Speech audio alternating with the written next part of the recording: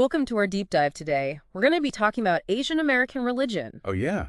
Great topic. Yeah, you gave me some excerpts from Asian American religion to read beforehand. Right. And I have to say, just from reading that, I mean, there are already so many fascinating different angles. Absolutely. Like, it really gets to the heart of the Asian American experience when you're looking at how race, religion, and American culture all come together. So we're going to try to unpack a lot in this deep dive. Yeah. We're going to be looking at how something called pervasive Hinduism has influenced American society. Interesting. We're going to be looking at civil religion and its connection to American hegemony. Okay. And also trying to figure out what it means to Americanize a religion. Right. And especially how that differs between different generations of Asian Americans. Yeah, and I think what's really fascinating about this particular source is that it's approaching it from a sociological perspective. Oh, well. So we're really looking at the function of religion in society, Yeah. particularly within such a diverse society. Okay, so one of the first things that jumped out at me from the text was this idea that race and religion are almost inseparable when you're talking about the Asian American experience. Yeah, it's a really crucial point, and the text even refers to them as conjoined twins. They can't be separated. And, it explains it from this functionalist perspective where it's saying that, religion is really there to unify Okay. and create a sense of belonging in a community. Right. Almost like thinking about a clock, Okay. how all these different parts need to work together Yeah. to keep it ticking. Right. And religion's providing that framework for social cohesion. That's a great analogy. But, achieving true unity, I mean, that seems like it's a challenge in a country as diverse as America, right? It is. We've got so many different cultural and religious groups all trying to coexist. I'm curious about how this plays out specifically within the Asian American community. Yeah. And the source highlights this very tension, Okay. acknowledging that diversity within the Asian American community, Yeah. where different subgroups sometimes have different experiences. Right. Not every Asian American shares the same, history or cultural background. Exactly. I mean, you've got families that have been here for generations. You've got more recent immigrants. So how does this diversity factor into the idea of religion as a unifying force? Well, the text points to an example that you might not even think of as being connected to religion, Okay. which is pervasive Hinduism. Okay. Now, you might not think of Hinduism right away when you're thinking about American social movements. Right. But the text suggests that certain Hindu principles and practices, particularly those that emphasize nonviolence and civil disobedience, Okay. have had a subtle but significant influence. Wow, I never even thought of that. Yeah. So what are some examples of how those principles have been adopted? Well, think about the civil rights movement. The idea of peaceful resistance, championed by figures like Martin Luther King Jr., Right. has clear parallels with certain Hindu teachings. Yeah. And it's not to say that the civil rights movement was directly inspired by Hinduism, Right. but it illustrates how these different cultural and religious ideas Yeah.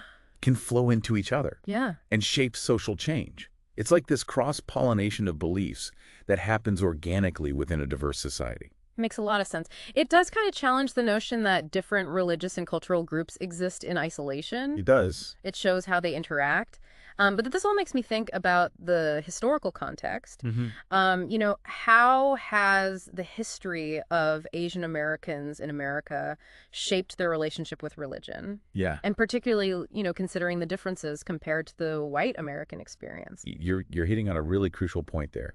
And the text emphasizes that it's so important to understand these distinct historical narratives. Okay. For example, the separation of church and state, which is so ingrained in American society, Yeah. may not resonate in the same way for Asian Americans Oh, right. who come from countries with very different cultural and religious contexts. So almost like the very idea of what religion means might be different. Yeah, it is. It's fascinating. That's interesting. Does the source give any specific examples of how these different perspectives kind of play out? It mentions the concept of civil religion. Okay. And this is referring to a shared set of beliefs and values that transcend specific denominations, Okay. but act as a kind of unifying force for the nation. So like a shared American identity. Exactly. Okay. And the text connects this to American hegemony, the dominance of American culture and ideals. So something like this sentiment of sacrifice and rebirth that emerged after the Civil War, that could be seen as a form of civil religion. Exactly. That sense of shared national identity, often expressed in almost religious terms, can be quite powerful. Yeah. And it's really fascinating to contrast that with other cultural perspectives. Okay. The source mentions the work of a sociologist, Chiao-Tong Fei, Okay. specifically his book, A World Without Ghosts. Okay. And he argues that many Asian cultures Yeah. place more emphasis on tradition and rituals, Okay. and even like the arrangement of physical spaces as having spiritual significance. Oh, so there's a greater emphasis on the tangible, Yes. the physical embodiment of spirituality, Exactly. rather than just like purely abstract beliefs. You got it. That does seem to contrast with the American tendency to separate the sacred and the secular. Catching on quick. Yeah. And this difference in perspective sets the stage for some of the tensions and adaptations that Asian religions have faced in America. You know, it's interesting because even though we were just talking about civil religion and this shared American identity, Right. the source also brings up how Asian Americans are often seen as foreign, no matter how much they assimilate into American culture. Yeah. That's such a powerful observation, and it's a very complex issue. Yeah. You know, it's like this assumption that no matter how long your families have been here, Right. they're still somehow outsiders. Yeah. And then on top of that, the text talks about how diverse the Asian American community actually is. Absolutely. So using this broad label of Asian American kind of ignores a lot of the nuances, right? It doesn't, and it's such a broad term that, you know, it can really obscure the unique experiences of different Asian American subgroups.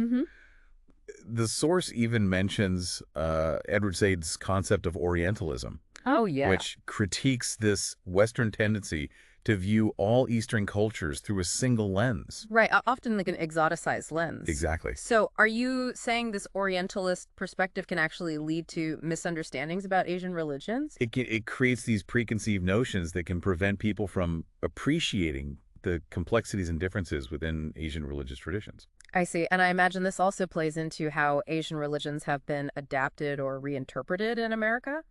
The text uses this term Americanization, Yeah. which makes it sound like there's this tension between staying true to the original faith Right. and adapting to a new cultural context. That is a key point. And the source uses Buddhism as a prime example, Okay. and even draws a distinction between Asian American Buddhism. Okay, wait, I'm curious about that distinction. Yeah. What makes them different? So Buddhism in America simply refers to the presence of Buddhist practices in the country, Okay. regardless of who is practicing them. Okay.